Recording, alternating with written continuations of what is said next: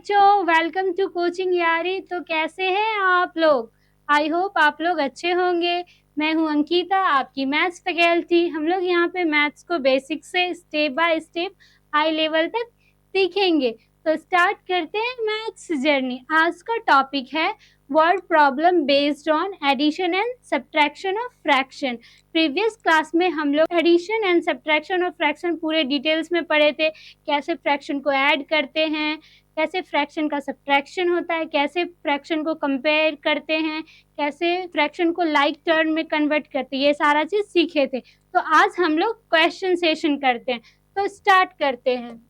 पहला क्वेश्चन क्या है? A rectangular sheet of a paper is 15 whole 3 by 4 centimetre long and 12 whole 1 by 2 centimetre wide. Find its perimeter. क्या कह रहा है? हम लोग को एक क्वेश्चन गिवन है। एक रेक्टेंगुलर शीट है जिसमें कि आपको बोला जा रहा है लेंथ है 15 होल 3 by 4 मीटर लॉन्ग है और ब्रेथ जो है वो 12 होल 1 by 2 सेंटीमीटर। ओके, क्या कह रहा है हम लोग इसको समझते हैं। क्या कह रहा है? एक रेक्टेंगुलर शीट गिवन है हम लोग को। ये देखिए, ये आपको एक रेक्टेंगुलर शीट है, एक रेक्टेंगुलर शीट गिवन है। रेक्टेंगल में क्या, रेक्टेंगुलर पॉलीगॉन में क्या होता है कि उसका अपोजिट साइड जो होता है वो इक्वल होता है। ये साइड इसके इक्वल, ये साइड इसके इक्वल होता है। ये साइड आपस में ये इक्वल होता है, ये इसके इक्वल, ये इसके। ये रेक्टेंगल गिवन है। क्या कह रहा है? इसका लेंथ दिया हुआ है, कितना है? 15 होल 3 by 4 सेंटीमीटर है। ओके, और ब्रेथ कितना है? 12 होल 1 by 2 सेंटीमीटर। ओके, एक रेक्टेंगुलर शीट है हम लोग के पास जिसका की लेंथ है 15 होल 3 by 4 सेंटीमीटर, ब्रेथ है 12 होल 1 by 2 मीटर। तो इस क्वेश्चन में क्या कह रहा है? पेरीमीटर निकालने के लिए पेरीमीटर फाइंड कीजिए। तो सबसे पहले हम लोग समझेंगे कि पेरीमीटर क्या होता है। पेरीमीटर होता है total length of the boundary. देखिए, ये जो फिगर है इसका ये पूरा टोटल का ये लेंथ है, इसी का पूरे सम को कहते हैं पेरीमीटर, या फिर कह सकते हैं इस पिक्चर का जो ये पूरा बाउंड्री है इसके सम को कहते हैं पेरीमीटर।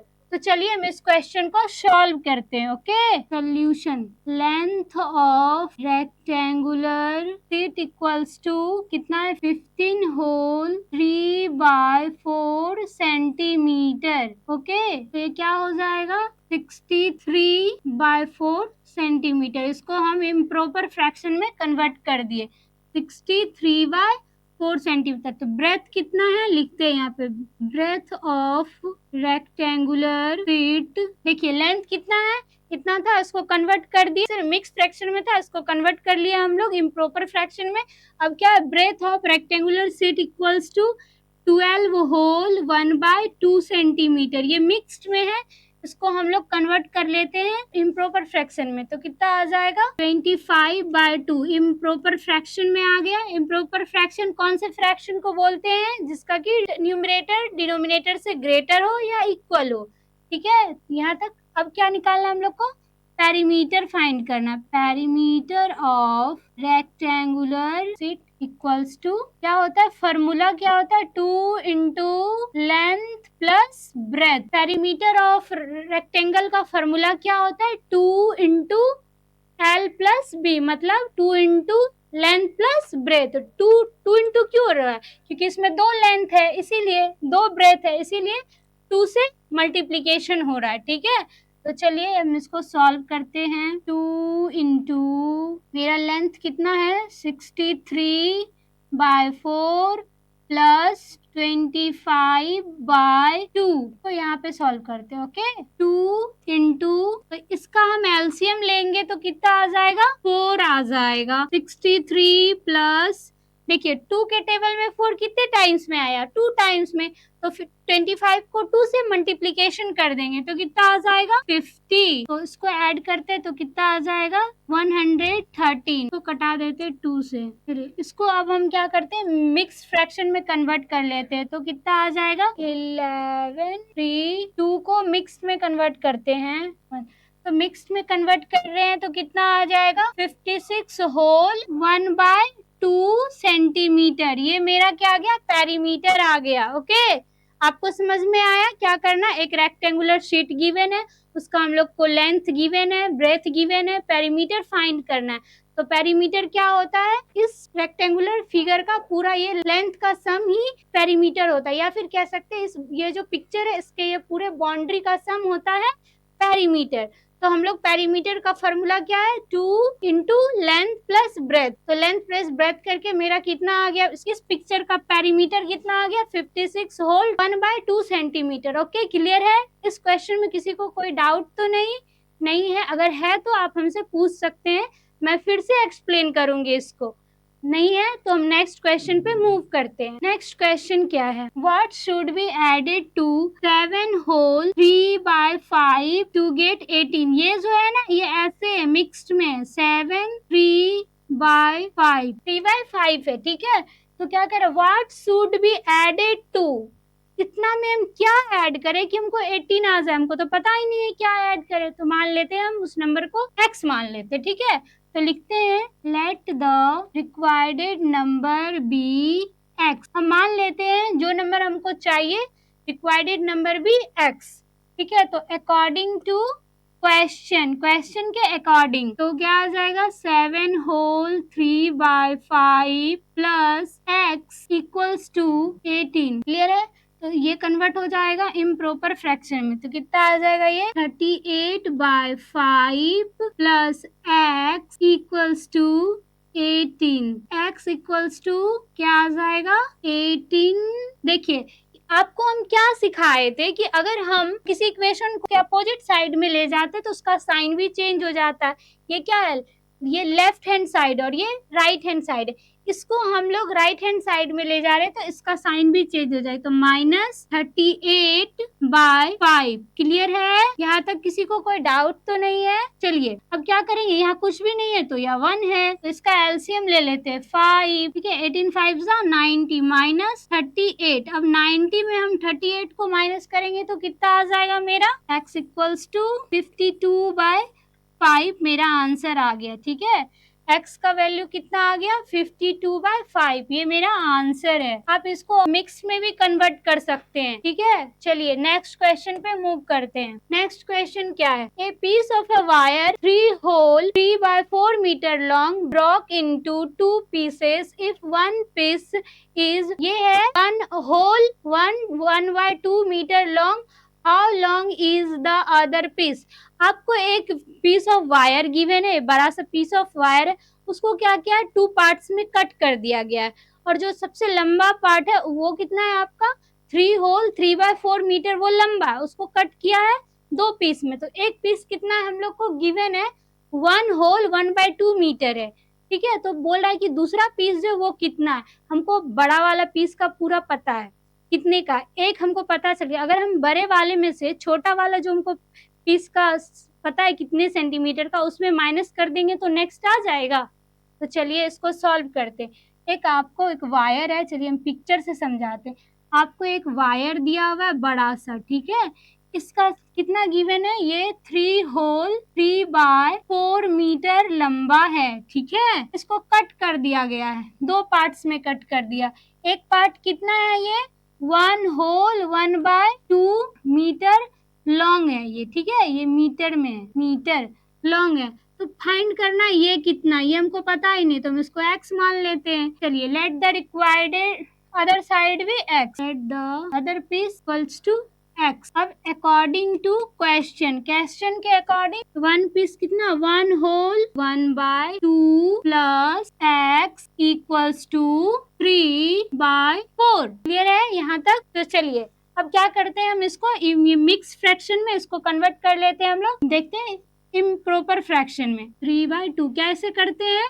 मिक्स फ्रैक्शन से इम्प्रॉपर फ्रैक्शन में इसमें इसको मल्टीप्लाई करते हैं, फिर इसमें जो ये मल्टीप्लीकेशन के बाद आता है उसमें ये 1 को ऐड करेंगे। तो 1 2 1 जा 2 और इसमें 1 प्लस किया तो 3/2 प्लस x इक्वल्स टू 15/4। अब यहाँ पे क्या करते हैं, आपको क्या सिखाए थे? जब भी हम इक्वेशन को, कोई भी नंबर को इक्वेशन के उस साइड ले जाते हैं तो उसका साइन भी चेंज हो जाता है। तो क्या आ जाएगा?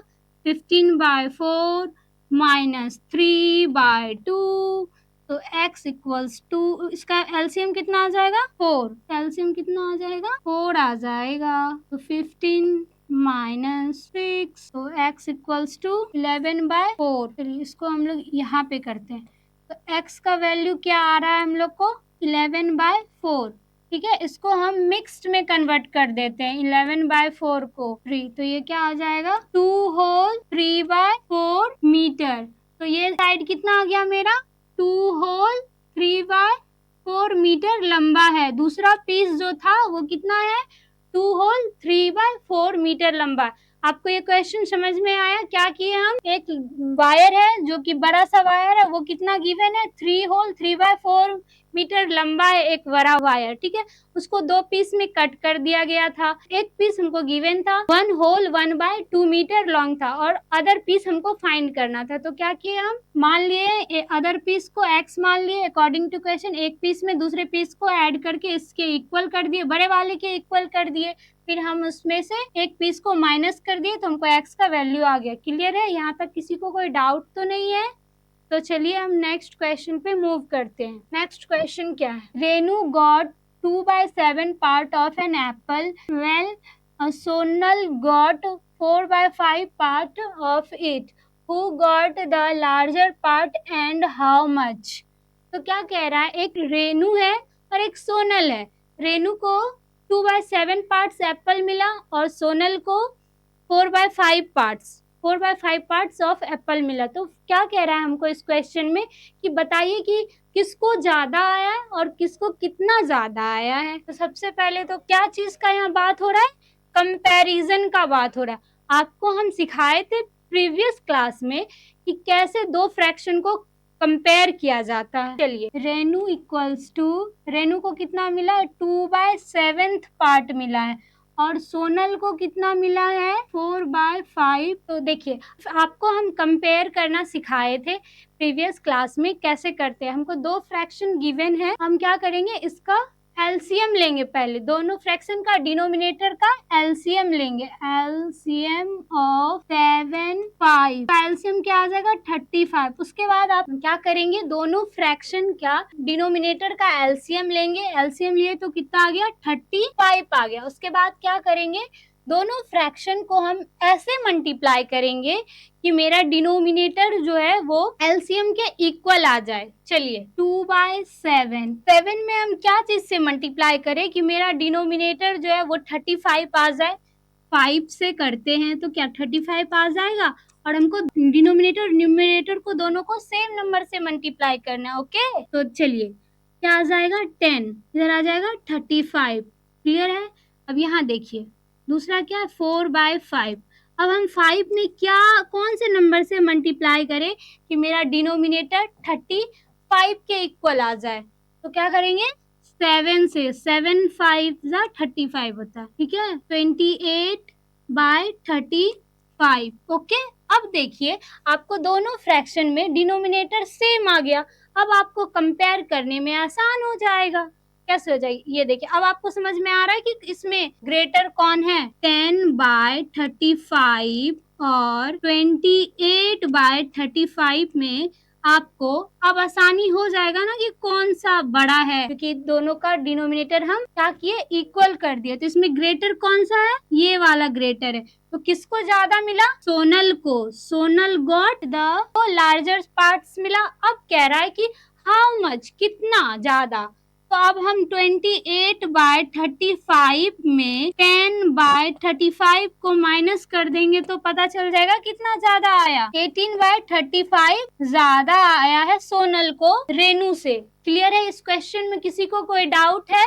अगर डाउट है तो आप हमसे फिर से पूछ सकते हैं, कोई डाउट है तो। चलिए, तो नेक्स्ट क्वेश्चन पे मूव करते हैं। नेक्स्ट क्वेश्चन क्या है, what should be subtracted from 17 whole 3/4 to get 11 whole 2/3।